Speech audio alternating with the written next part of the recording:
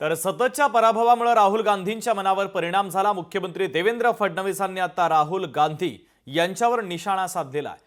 विदेशामध्ये भारताची बदनामी करण्याचं बंद करावं, जनतेत जाऊन विश्वास संपादन करता आला पाहिजे। देवेंद्र फडणवीसांनी काँग्रेस नेते राहुल गांधींना सल्ला दिलेला आहे।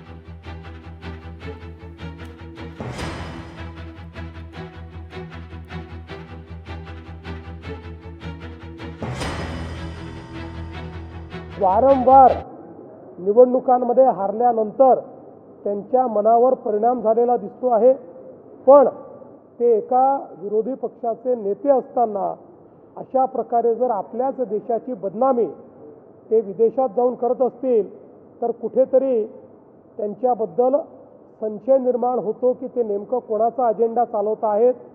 आणि विशेषतः माझा त्यांना सल्ला आहे, त्यांनी जनतेत जाऊन काम केलं पाहिजे। जगभरात फिरून भारताची बदनामी करून त्यांची मतं वाढणार नाहीत।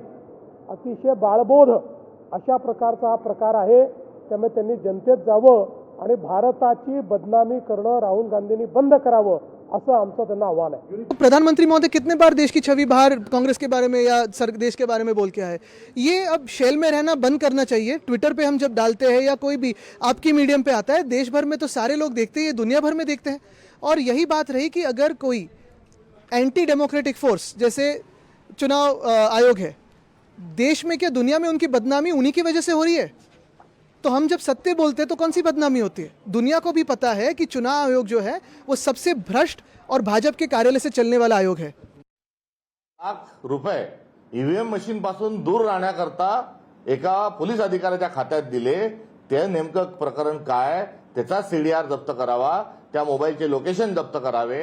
जे पैसे पाठवले त्याच्यात मनी लॉन्ड्रिंग सारखं प्रकरण गंभीर आहे, त्याचं काय झालं हे सांगावं। हे न सांगता मूळ जे गंभीर स्वरूपाचे आरोप आहे त्या आरोपापासून नेहमी मुख्यमंत्री महोदय पळ का काढत आहे, हा आमचा त्यांना प्रतिप्रश्न आहे। लोकशाही मराठी ऐका, पहा, जागरूक रहा।